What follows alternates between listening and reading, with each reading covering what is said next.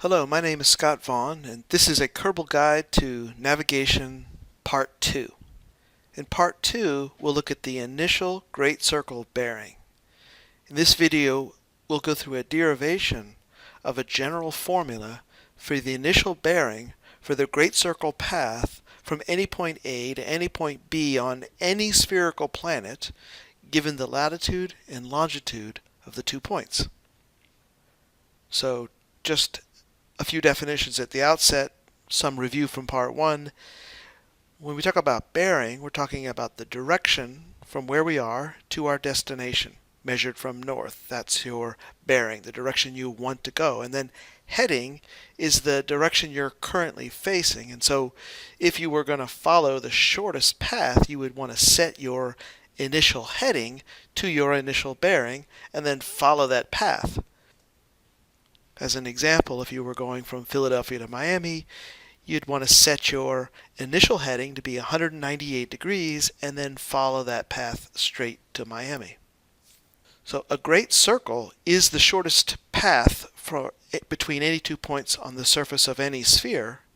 A great circle is any circle on the surface of a sphere that has the same center as the center of the sphere. A great circle path is an arc or portion of a great circle. And again, the great circle path is the shortest distance between 2 points on the surface of any sphere.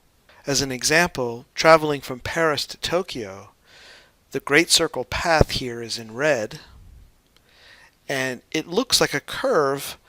It doesn't look like the shortest path on the map, but on the surface of the three-dimensional sphere, it is the shortest path. And it's really interesting that what looks rather straight on the surface of the planet actually looks very curved on the map, and what looks perfectly straight on the map is much more curved on the surface of the planet. So this straight line on the map is called the Rum Line, and what we're going to focus on here in this video in part 2 is deriving the initial direction for the Great Circle path. Determining the Rum Line path is a different calculation. I'll do that later. I'm going to focus on the initial direction for the Great Circle path and a general formula to determine that initial direction. Just as another example, suppose you were headed from New York to Tokyo. So the initial Great Circle heading, which is also the initial Great Circle bearing, because this would be the heading that you would want to set to, because that is the initial bearing. The direction you want to go is from New York to Tokyo, so you begin with a heading of 333 degrees, and 330 degrees is measured clockwise from north, so it really looks like you're going off very north and west, going from New York to Tokyo, and it looks kind of funny on a two-dimensional map that would be the best, shortest route to take. But in fact, if you look at the three-dimensional surface of the Earth as a sphere, then you can see how it does make sense that you would follow that path going up through Canada and across just a bit of Alaska there and Russia, and then down into Japan along this route. So this is a website that's called GC Map, and this is the initial heading, 333 degrees. The magnetic heading is because the actual magnetic North Pole isn't exactly the same point as the geographic North Pole. So that's the distinction there, and I'm looking for the initial heading and initial bearing relative to this geographic North Pole. And here is yet another example of a Great Circle route, the shortest path, the Great Circle path, going from Seattle to London. So if we wanted to go from Seattle to London along the shortest distance, the shortest, if our speed was otherwise the same, what would be the shortest quickest way to get from Seattle to London? Well, it's along the Great Circle route. The Great Circle route or Great Circle path is shorter. It's about 4,971 miles. Sorry, I mean 4,791. miles. Whereas the Rum Line path, it looks shorter on a 2D map, but it's longer. It's about an extra 700 miles. The difference here is about 700 miles. So to go from Seattle to London along this, what looks like a straight and looks shorter on a 2D map, is actually 700 miles longer. So this would save some time. It would make the trip shorter to follow this path. And what we're going to do is we're going to calculate this initial angle. Now it looks like about 37, but I think that's because that's relative to this point near Seattle.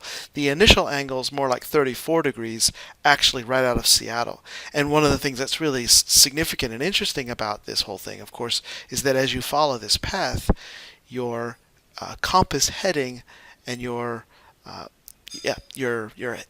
compass heading has to change as you follow that path, which makes it harder to navigate because the whole entire trip you're constantly adjusting the direction in order to go on this straight path on the surface of the earth, because your angle, as you can see as you're moving along this path, your angle to the North Pole is different all along, constantly changing the entire path. So that makes it a challenge to stay on the shortest path.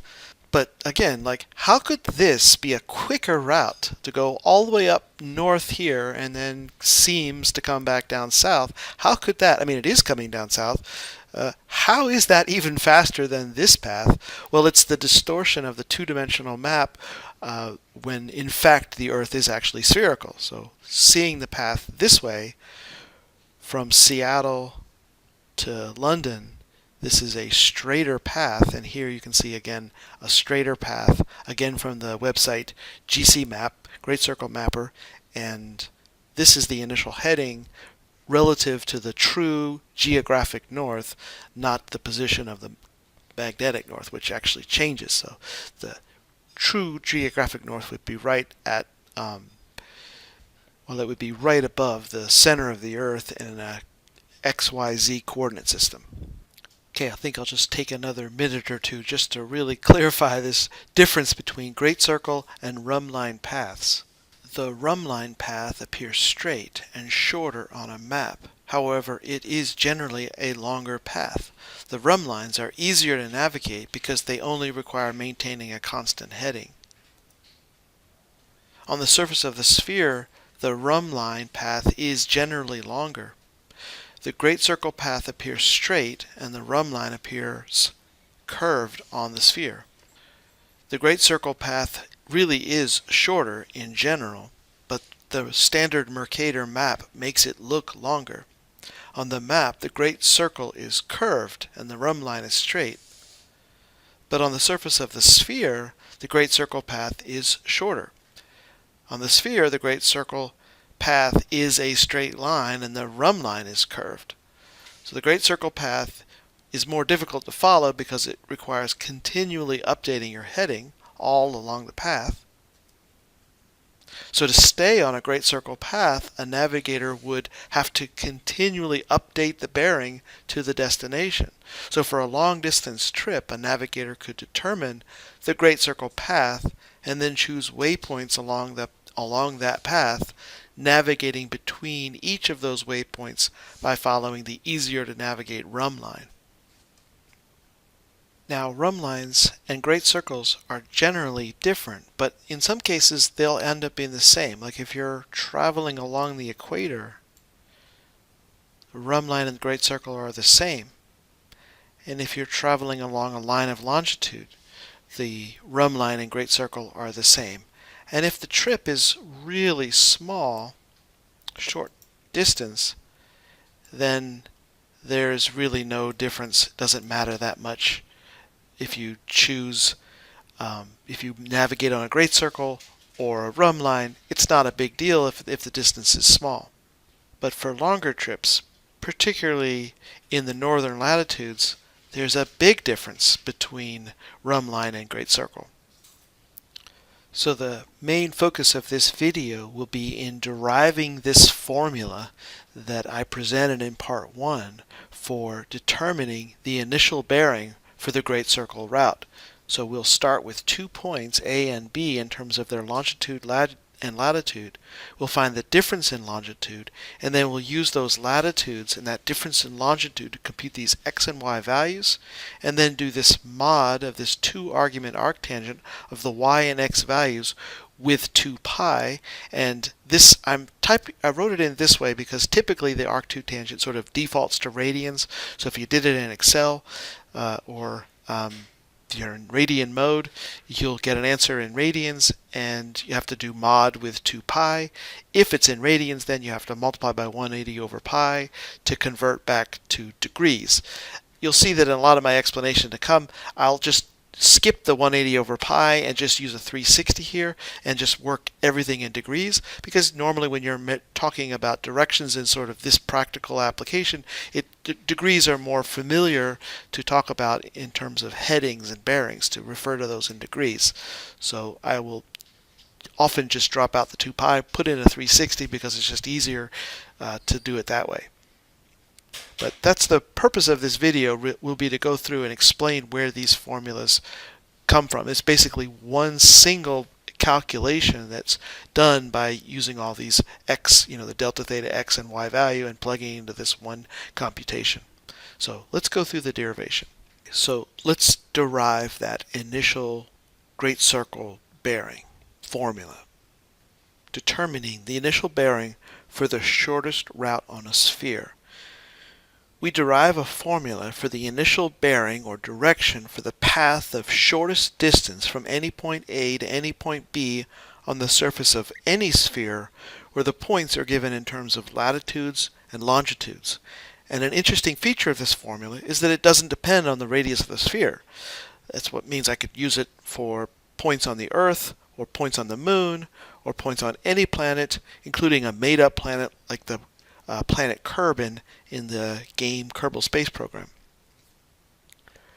Suppose we are given any 2 points A and B on any sphere with a radius ρ centered at the origin, the point C, in a spherical and rectangular coordinate system. We can imagine the sphere representing a planet or moon, although our derivation will apply to any size sphere, so it could be a tennis ball. Let the z-axis represent a north-south axis of the sphere, and the xy plane corresponds to an equatorial plane, and let n be the north pole of the sphere, and without loss of generality, let the line of 0-degree longitude pass through the given point A. We'll let theta A and theta B represent longitudes for points A and B, and phi A and phi B represent latitudes. With all the angles given in degrees, note that because theta A is 0 degrees, then delta theta, which would be theta B minus theta A, would just be theta B, and we have delta theta, therefore, equal to the longitude for point B. So in spherical coordinates, these points are ρ, 0 degrees, and 90 minus phi A. B is the point ρ, delta theta, 90 degrees minus phi B, and n at the North Pole is ρ and 0 degrees, 0 degrees. So these angles here, 90 degrees minus phi A and 90 degrees minus phi B, they could be referred to as co-latitudes for these points A and B. They are angles complementary to the given latitudes and are equivalent to some angle phi between 0 and 180 in a spherical coordinate system measured from the and they are angles measured from the positive z-axis to the given points in space. So you can see I tried to sketch it out here. Like imagine a point B on the surface of a planet, 90 minus phi B. Phi B is the latitude, and so 90 minus phi B is the co-latitude. It's really the angle measured down from the North Pole, whereas latitude is an angle measured from the center of the Earth up to the point.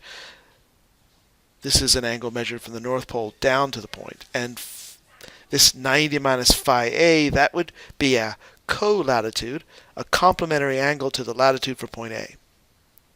So A is measured from the equator up to the point A, and 90 minus phi is like measured from the North Pole down.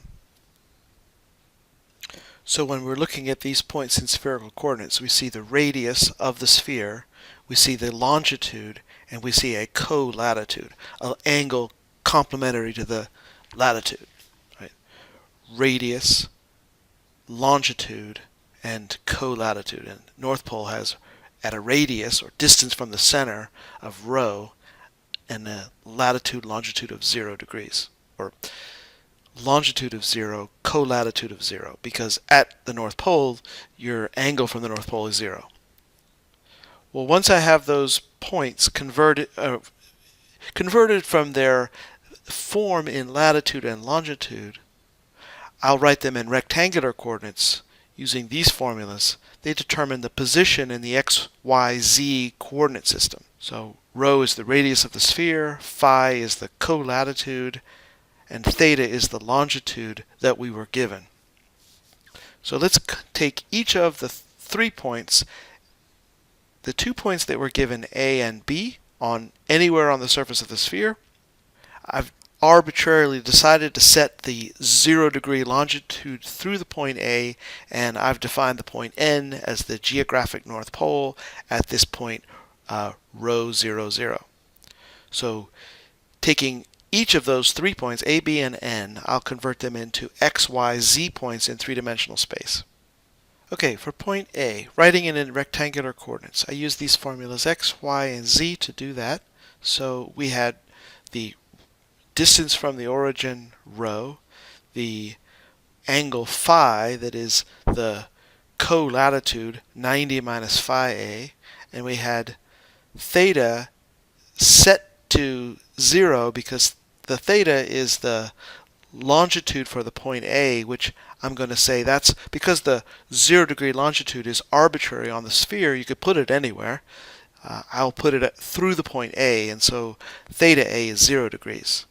So the sine of 90 minus phi A is the cosine of phi A. That's because the cosine is the sine of the complementary angle, and the cosine of 0 is just 1. So that simplifies this way. Here I'm taking the value for y by this formula, rho sine phi sine theta.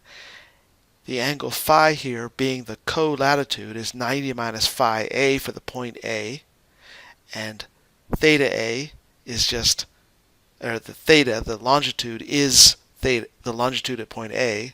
So we're doing the sine of 90 minus phi a, which simplifies to just the cosine of phi a, and this is the sine of 0, which is actually 0, which means this whole thing just turns to 0.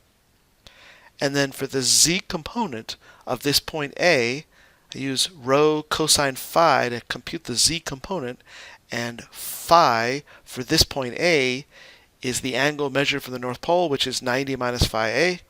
And so I have the cosine of 90 minus phi a, which is the sine of phi a. Similar calculation for point B.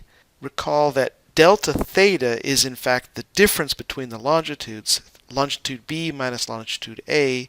So when I compute the x, y, and z for the point B in rectangular coordinates, phi is the co-latitude for point B, so phi is 90 minus phi b, and theta, that's the longitude, but that longitude is the same as just saying delta theta because, again, theta a was 0, and so the change in the longitude is just the longitude of point B. So this simplifies. Sine of 90 minus phi b just simplifies to cosine of phi b. Similar calculations follow through for y and for z. And finally for the point N. Now I could already tell that in rectangular coordinates the geographic North Pole would have to be 0, 0, rho. You would go nowhere on the x-axis, nowhere on the y-axis, and you'd go straight up the radius of the sphere, a distance of rho. But it's just nice to see that these formulas are consistent with that expectation that we would have. Being at the point N, the geographic North Pole, phi and theta are both 0, and so this turns to 0 and this turns to 0, and if you put in phi n, the latitude at the North Pole, or sorry, the co-latitude at the North Pole, that's 0, and so the cosine of 0, that's 1, so here you just get rho. Okay, so what I've just derived in these three series of calculations are rectangular coordinates for A, B, and N, and I've just summarized that work here. Point A, just copying from above, and point B, same thing. Point N, these are the rectangular coordinates, the X, Y, and Z components in three-dimensional space for these points A, B, and N that were originally given in terms of latitudes and longitudes. Well, now that I've got those points in rectangular coordinates, what I'll do is I'll create three-dimensional vectors from the center of the Earth to each of those points. So all I'm doing here is just, instead of a parenthesis, I'm writing these little bracket symbols because they indicate a vector. So it's a vector that goes from the center of the Earth to the point A. This represents a vector from the center of the Earth, or the center of the sphere, I should say, any planet, Mars, Kerbal, Earth, whatever, from the center of that planet or the center of the sphere to the point B. This would be that vector. This is the X component. I'm just copying that X component there, right in here, and the Y component right there, and the Z component, there it is. And the point N in rectangular coordinates is converted to this vector N from the center of the planet, or the center of the sphere, to the geographic north pole of the sphere. So these are the three position vectors for those points A, B, and N. So now I want to return to the objective, which is to seek the initial bearing from point A to point B corresponding to the shortest path from A to B. A great circle path is any arc of a circle on the sphere which has the same center as the center of the sphere, and this path represents the shortest distance from A to B on the surface of the sphere. So the initial bearing is some angle beta on the surface of the sphere between two great circles intersecting at point A. The two great circles, referred to as geodesics if the sphere is the Earth, are 1. The great circle that contains A and N. I've sketched it here. So there's a great circle that goes through the North Pole and the point A all the way around the Earth, or around the sphere. And there's another great circle that contains the points A and B that has the center of the sphere as its center. So these two great circles intersect at point A because they both contain the point A. Right? A great circle containing A and N and a great circle containing A and B would intersect at point A, and it's the angle between those two great circles on the sphere that I'm naming beta, which is ultimately the bearing that I'm trying to calculate. So the bearing from A to B is an angle between these great circles that contain A and N and A and B. It is the bearing from A to B, and finding beta is equivalent to finding the angle between the planes that contain A, N, and C. Right? There's a plane that in three-dimensional space that would contain the point A, N, and C, that plane, and there's a plane that contains the points A, B, and C. So if I could find the angle between those planes, I would find the angle between the great circles. And finding the angle between the planes is equivalent to finding the angle between normal vectors to those planes. So I have another visualization for that I can show. Okay, so here it is, and I know there's a lot going on in this picture, but here's the point A, and here's a point B on an arbitrary sphere. And you can see two planes that are also clear in this image.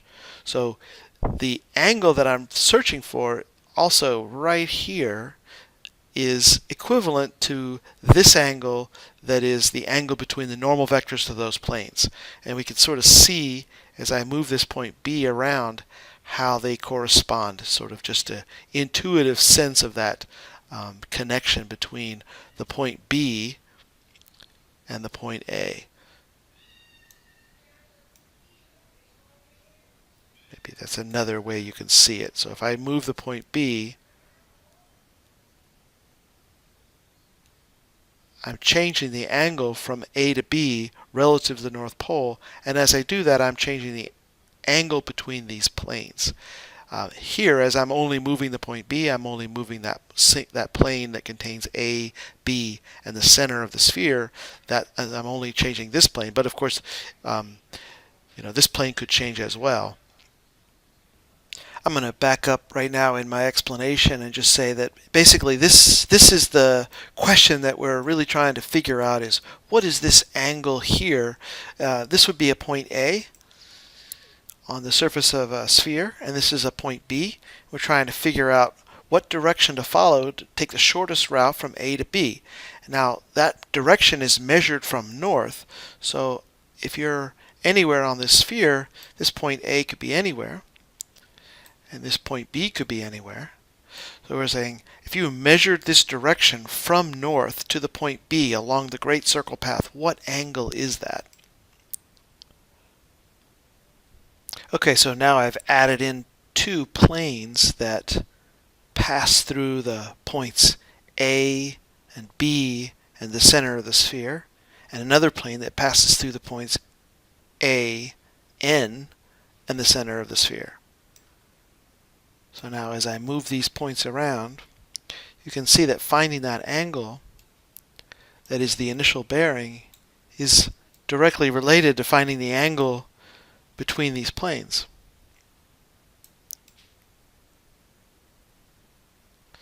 In fact, that angle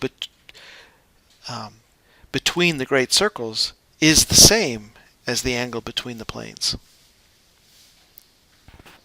Okay, so now I've added in some lines perpendicular to these two planes. And remember that A, the choice of our coordinate system was to wherever A was. A could be anywhere on the sphere, but because I chose to have our 0-degree longitude line go through the point A, what that does is it places it basically in the XZ plane. That is, A is somewhere above or below the x-axis. It has, another way to say that is it has a y component of 0. Remember, in establishing the coordinate system, I decided to make, without losing any generality, I decided to make the longitude for the point A 0. And so if the point A had 0 degrees longitude, what that does is it basically puts it in the XZ plane, and there's a 0 y component for that point A. That showed up here in this calculation for the point A that the y component was 0. That's showing up again here. The y component is 0, and here the y component is 0.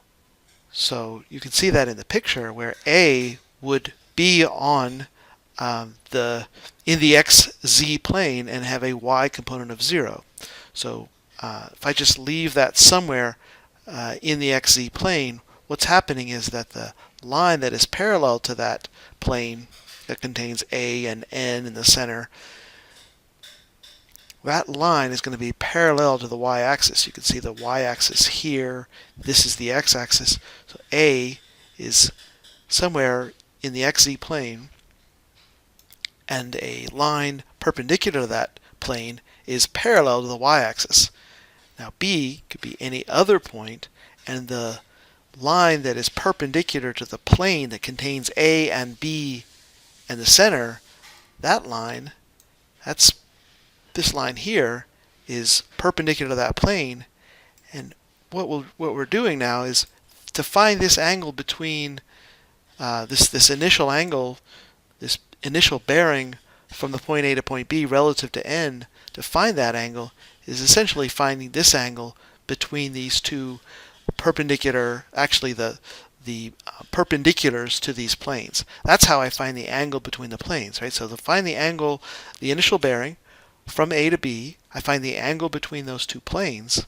To find the angle between the two planes, I'm finding the angles between the normal vectors, which would be parallel to these lines that you see there. And fortunately, because of the choice of putting A at, or actually putting our 0-degree longitude wherever the point A is, so that 0 degrees goes through the point A, that has the effect of forcing the plane that contains A and N and the center to be the same plane as the xz plane, which means its perpendicular is parallel to the y-axis. And so all I really need to do then to find that initial angle is to find the angle between the perpendicular to this plane that contains AB in the center and this to find the angle between this perpendicular and the y-axis. Okay, so that's it. That's what we're going to do. We're going to say every great circle on the given sphere determines a plane in 3D space given by the center of the circle C and the center of the sphere and the 2 points on the circle and the sphere. The cross product A cross N is a vector normal to the plane containing the points A, N, and C, and similarly the cross product A cross B is a vector normal to the plane containing the points A, B, and C. So here I am calculating those cross products. Those cross products, they're vectors that are in the direction that is perpendicular to the plane determined by those points. So the points A and N, they are on that great circle that contains points A and N, and in the plane that contains the points A, N, and C, and this cross product, this is a vector that is perpendicular to that plane that contains those points. So you see, actually, it has only a j component. That's indicating that it is parallel to the y-axis. And this is the cross product of the vectors A and B, so it's a vector that is perpendicular to the plane that contains the points A and B. So this cross product works out like this, and I think I won't go through the explanation of how to do cross products here. That's just something you could look up separately if you're trying to learn about that. It has 3 components, I and a j and a k component. Okay, so remember I was looking for this initial bearing that I call beta, the angle on the surface of the sphere that indicates the initial direction or heading relative to the point N from the point A to the point B along the great circle path from A to B. And this angle beta can be determined from the angle between the 2 normal vectors that we just computed, A cross N, that is parallel to the y-axis, that vector parallel to the y-axis, and A cross B, this other vector perpendicular to the planes that contain A and B. And further, because our choice to set the line of 0-degree longitude through the point A, we have that this vector A cross N is parallel to the y-axis, and therefore the angle beta is determined from the angle between A cross B and the y-axis. And so finding the angle beta between the vector A cross B and the y-axis can be computed in the following way. And it's particularly clever because it has to do with the fact that A cross N was parallel to the y-axis, and so we're actually really just finding the angle between A cross B and the y-axis. So here's the vector A cross B. I'm trying to find the angle between the vector A cross B and the vector A cross N, and A cross N is parallel to the y-axis. You can see, moving this point around, how that changes the angle between A cross B and the y-axis. So how do we find this angle here between these 2 vectors? We take advantage of the fact that A cross N is actually on the y-axis, or parallel to the y-axis. And since it's parallel to the y-axis, we can draw it on the y-axis because we could draw that vector anywhere in the 3D space. So if we place it on the y-axis, you can see that finding the angle between A cross B and A cross N is equivalent to finding the angle between A cross B and the y-axis. So I'll look back for just a minute at these 2 calculations and say that the way that we often find the angle between 2 vectors is to do a cosine inverse of the dot product of those 2 vectors, divided by the magnitudes of the 2 vectors. And that generally works, but it'd be particularly challenging in this case because, first of all, While the dot product may not be all that bad to do with these two vectors, finding the magnitudes, that'd be pretty daunting. And coming up with a general expression for that angle, not at all convenient. So what really makes it possible to make progress here to actually find that angle beta is the fact that this vector a cross n had only a y component, was parallel to the y-axis, and since finding beta really amounts to just finding the angle between a cross b and the y-axis, we can use the components of a cross b to compute the angle relative to compute its angle relative to the y-axis. So in order to find that angle, I can express it as the tangent. I can express the tangent of that angle as some opposite over adjacent, where the opposite would be this side that you see visualized here, and the adjacent is this side here that is right along the y-axis. So really, if I could figure out what this opposite is, I know the adjacent would be the y component of the vector a cross b. So we write tan of beta is opposite over adjacent, where the opposite is, by using the Pythagorean theorem, the square root of the sum of the squares of the x and z components of the vector a cross b, and the adjacent is just the y component of the vector a cross b. And so here's the vector a cross b. It has an x and z component. If I use those x and z components, I have a right triangle here that I can use Pythagorean theorem to get the opposite, or to get the hypotenuse of this triangle, and that hypotenuse is actually the opposite side in the triangle that I have that contains this angle beta. So we're looking at this vector a cross b that is perpendicular to the plane containing a and b, and we're looking at its x, y, and z components. And we're trying to find the angle between that vector a cross b and the y-axis. And we use the tangent of this angle, that is the angle between a cross b and the y-axis. The tangent of that angle is an opposite side over an adjacent side. And we can find that opposite side as the hypotenuse of a triangle that contains the z and x components of the vector a cross b. The z and the x components of a cross b form a right triangle, and the hypotenuse of that right triangle is actually the opposite of the triangle that contains the angle beta, so that we can get the tangent of beta as the opposite over the adjacent in this triangle. So how do we get that opposite? Pythagorean theorem. And that's what I'm doing. Okay, and then now, just thanks to the ability to animate this in GeoGebra, we can see how moving that point B around affects the vector a cross b, and how we can determine the angle between a cross b and the y-axis using this triangle here. Ultimately, we're just using the x, z, and y components of the vector a cross b to find that angle beta.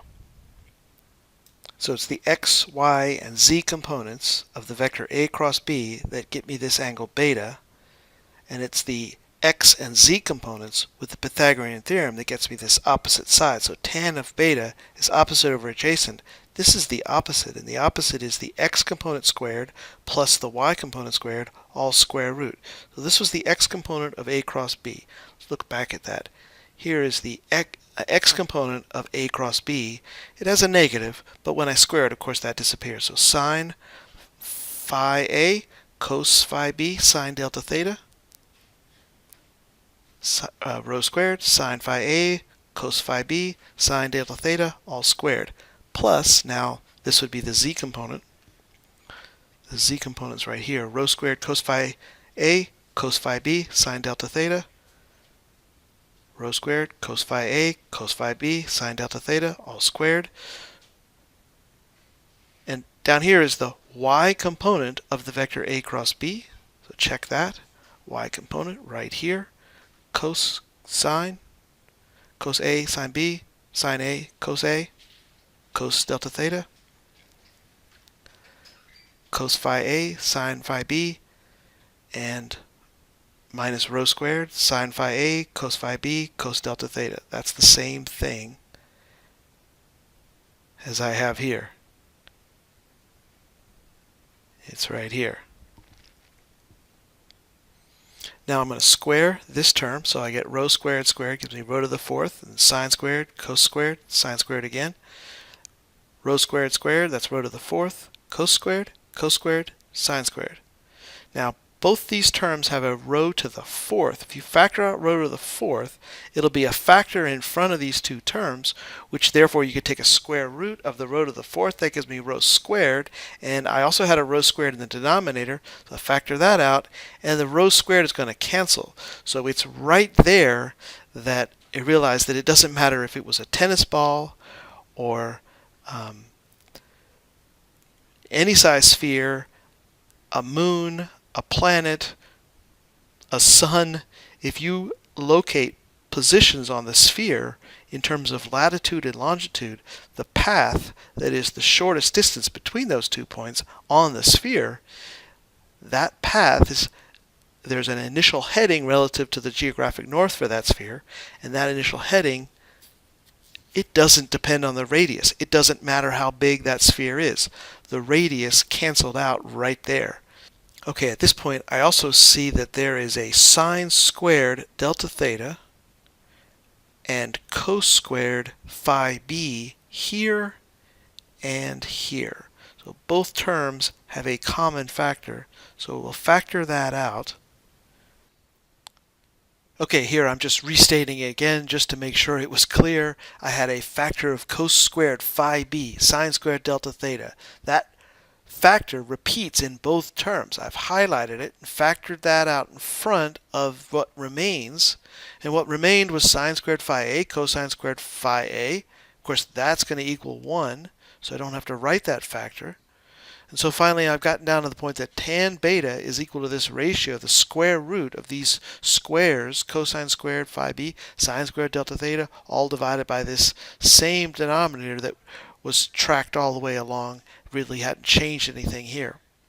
Okay, so we have tan beta equals to this fraction, and this numerator here will do the square root of these squares. We could just simplify immediately to just say, well, the square root of the square would just be the positive of this value, so we'll just put absolute values on it. Now observe that phi b represents a latitude for the point B. And being a latitude, it would always be an angle between negative 90 and positive 90. And since we have a cosine of phi b here, a cosine of an angle that's between negative 90 and positive 90 is going to always be greater than or equal to 0. It's like you're in the right half of the unit circle there.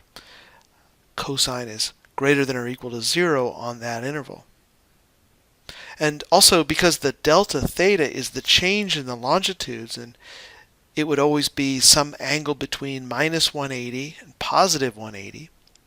The change in the longitude wouldn't be more than halfway around the sphere. You could just, if it was, you could just take the shorter change in longitude that was less than 180 degrees. So you can go either minus 180 or positive 180 to get all the way around the sphere. So because the angle delta theta is between negative 180 and positive 180, we're taking a sine of that angle between negative 180 and positive 180. Sine may be positive or negative. So what we could do here is just define this denominator to be some capital X, and this numerator, without the absolute value, I'm just going to say y is the value inside, and I'm going to determine what happens if it's positive or negative. In fact, I know that the cosine of phi b is always a positive, or maybe 0, and y is negative only if that delta theta angle is less than 0, which actually corresponds to travel in a westerly direction. And y is positive only if delta theta is greater than 0, corresponding to travel in an easterly direction. Remember, in the derivation, we've set the 0-degree longitude through the point A. And this means that delta theta is the relative change in the longitude to B from A, essentially how far east or west B is from A between negative 180 and positive 180 degrees, where negative indicates west and positive indicates east. So delta theta is effectively the longitude of B in the derivation and in the formula, and it determines the direction of travel east or west from A.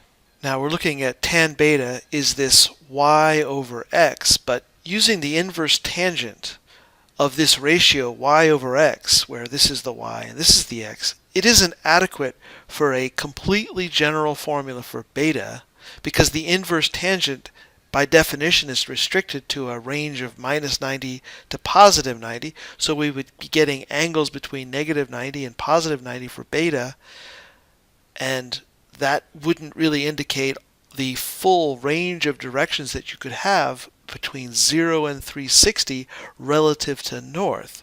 So to achieve a really general formula for beta in any quadrant, we use the two-argument arctangent function a tan 2, defined as follows. To first compute the angle you could call beta prime, that's between minus 180 and positive 180, that includes all four quadrants, and then we're going to adjust to make the North Pole 0. So what I'm doing here, this is the two-argument arctangent. I'm taking the y and x that we had computed before, these values, and I want to do an inverse tangent, but I need to take into account whether the x and y values are positive or negative. Here I'm looking at if the x is positive, then the y could be positive or negative, and this will just put the resulting angle beta prime in quadrant 1 if y is positive, or quadrant 4 if y is negative. So this covers quadrants 1 and 4. Now, if the x is negative and the y is positive, actually you'll end up with a result that's in quadrant 4. I add pi, puts it into quadrant 2. So this is the result in quadrant 2, and then this is if the x is negative and the y is negative, you actually want to be in quadrant 3, but since they're both negative, this is the issue. If they're both negative, the negative cancels out. The tan inverse gives you an angle in quadrant 1, so when you subtract pi, it puts you in quadrant 3. So this hits all the four quadrants, and the axes, if you end up with an x equal to 0, you know that the angle needs to be right at pi over 2 or at negative pi over 2. So it's in this way that we could use whether the x is positive or the y is, x is positive or negative, the y is positive or negative, to compute which quadrant you actually need to be and capture that all in one single function. Let's go back to this animation that I have to try to get a little better intuitive sense of what's going on here. So if we want to travel in a direction that is sort of generally eastward from A to B, then the angle that we're going to get here, this angle between the cross product and the y-axis, that's an angle between close to 0 and up to 180 degrees, as long as we're going generally east from A to B. And if it's sort of generally westerly from A to B, then that angle, the result that we're going to get from the two-argument arctangent is going to be some result from negative 180 to 0 in the it's in one of these quadrants down here, so it's a negative, and if it's a negative from the two-argument arctangent, then what I want to do is just subtract that angle or add the negative angle to 360. I want to capture this direction to go, just take 360 all the way around and then just subtract from it whatever this angle was, or just add the negative of that angle to 360. Whenever you're headed west, you're getting these negative angles from the two-argument arctan, and you just want to add those negatives to 360 to capture just this angle here. That's the case really anywhere.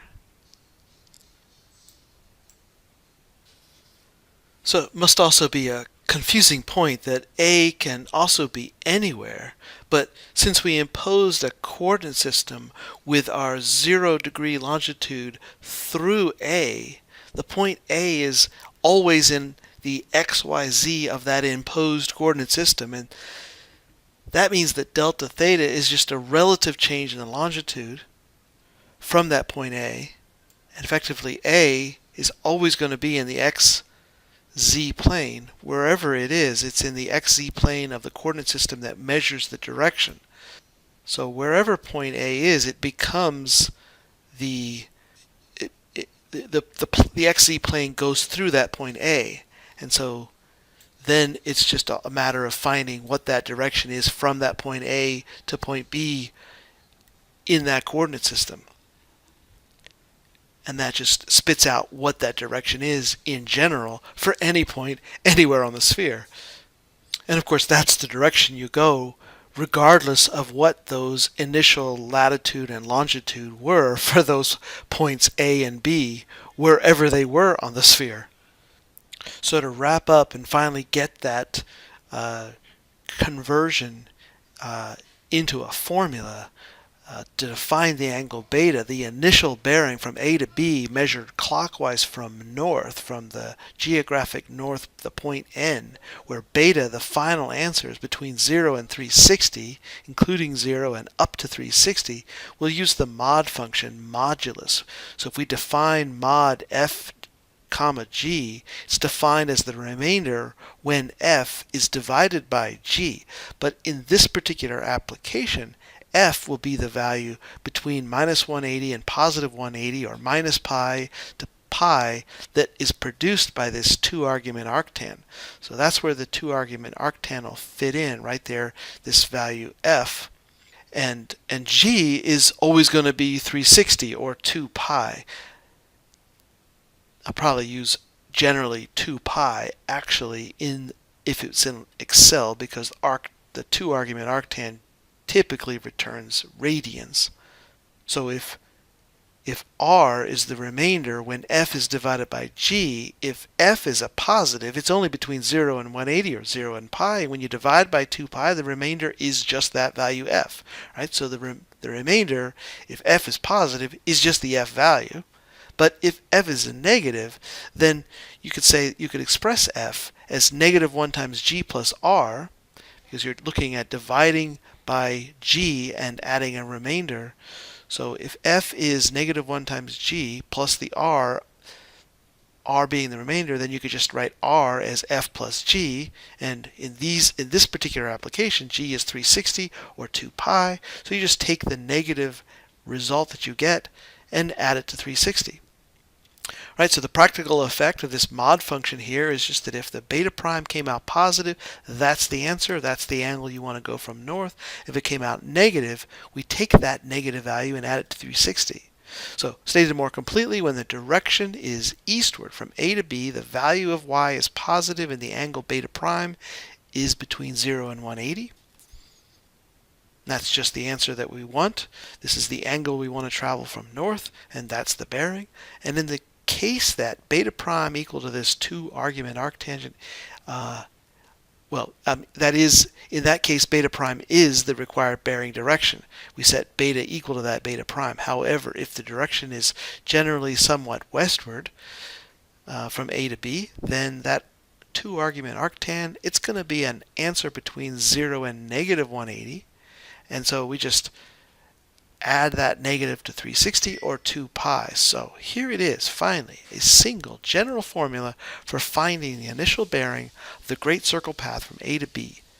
Do mod the 2-argument arctan with y and x and the angle 360, or 2 pi, where of course x is this cosine phi A, sine phi B, minus sine phi A, cos phi B, cosine delta theta, phi A being the latitude of A, phi B being the latitude of point B, delta theta being the difference in the longitudes. So compute the y and x and do the 2-argument arctangent and take a mod with 2 pi, or 360. Okay. Okay, so that's it. We really have the formula. Now we can actually do some examples. Let's go to example 1. The example that I looked at, the result earlier in the video, the initial bearing and initial heading for the shortest route from New York to Tokyo is about 333 degrees and can be computed as follows. So New York, you can look up latitude 40.7 north, longitude 74.0 west, Tokyo at about 35.6 north and 139.7 east. Now, what is the heading? The initial heading for the Great Circle path? Well, we compute the delta theta, which is the change in the longitudes, where remember west is going to be a negative and east is going to be a positive. So take the terminal point in Tokyo, longitude 139.7, minus the initial point, New York, longitude 74 west, so a negative, to get the difference. So that's a 213 degree change in the longitude. Let's just pause here on another fascinating little detail in this derivation. We just computed delta theta to be 213.7 degrees, which is more than 180, and we know the shortest route can't be more than halfway around the Earth. But in this case, the shortest route is actually to go west 146.3 degrees, which is less than halfway around the Earth. However, since computing sine and cosine at negative 146.3 is the same as computing these functions at 213.7, we end up with the same answer.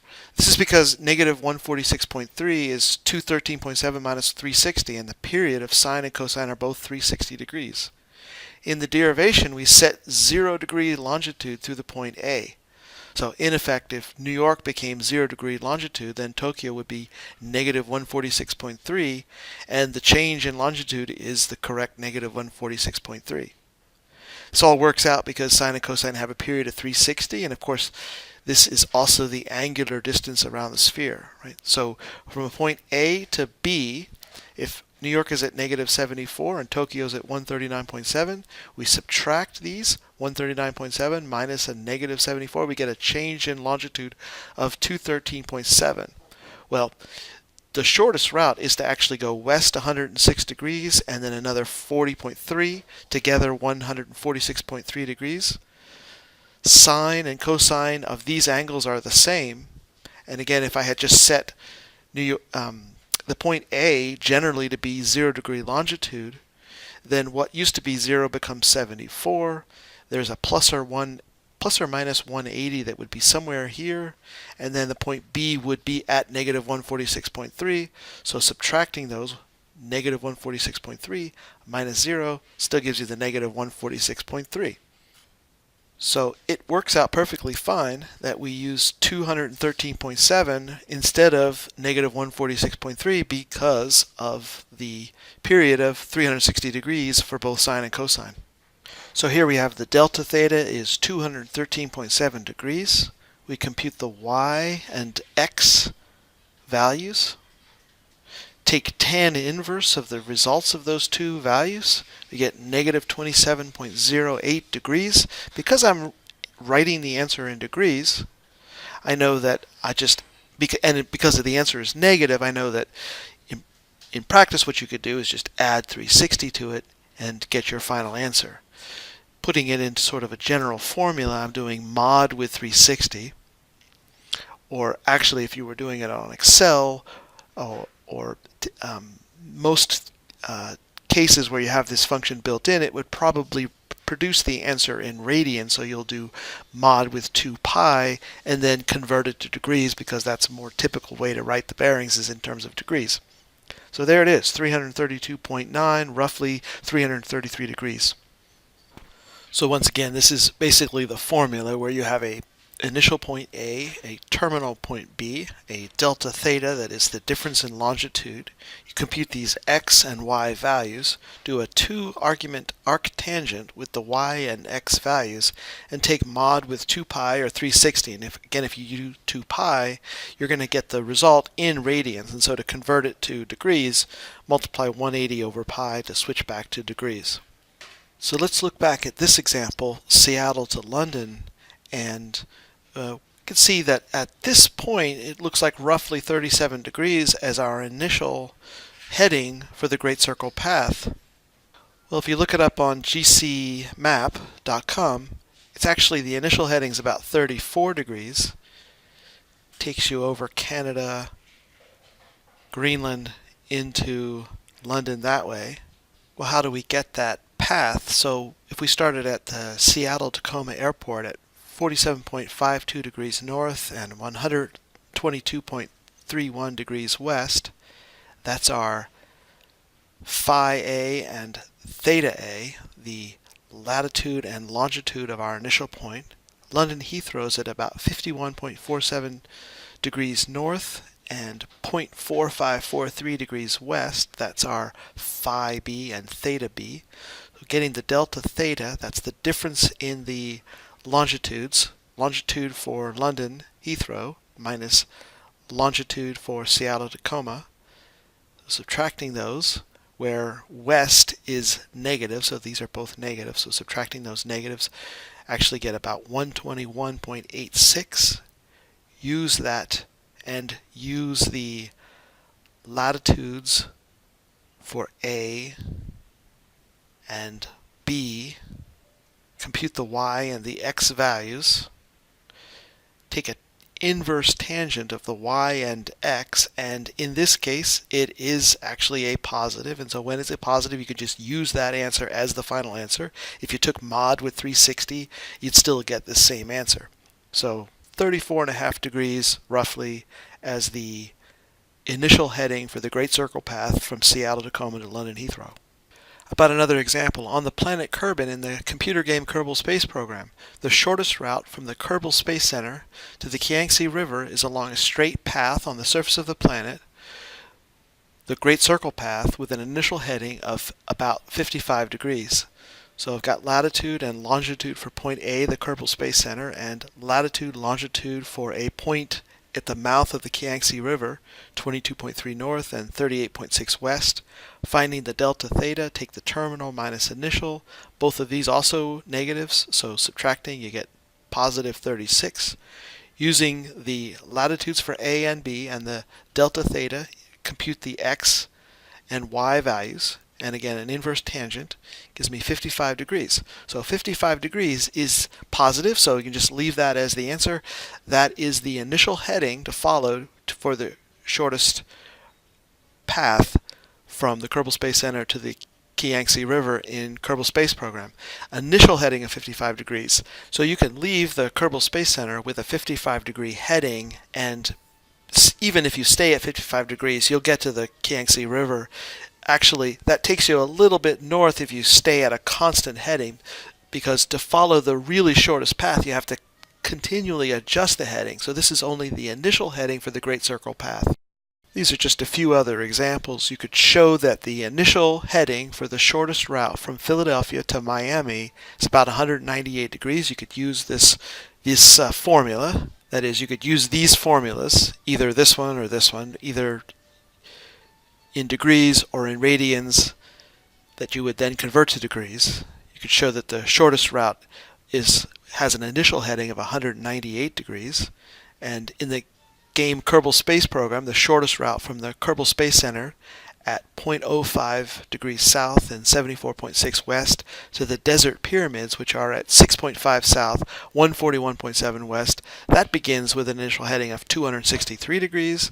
And the shortest trip from the Kerbal Space Center to the location of the UFO buried in the ice near the North Pole of the planet Kerbal, which is at 82 north and 128.5 west, the location of the UFO, that would begin with an initial heading of 354 degrees. If you want to follow the shortest path to that destination, the initial heading, which would be the initial bearing, that's 354 degrees.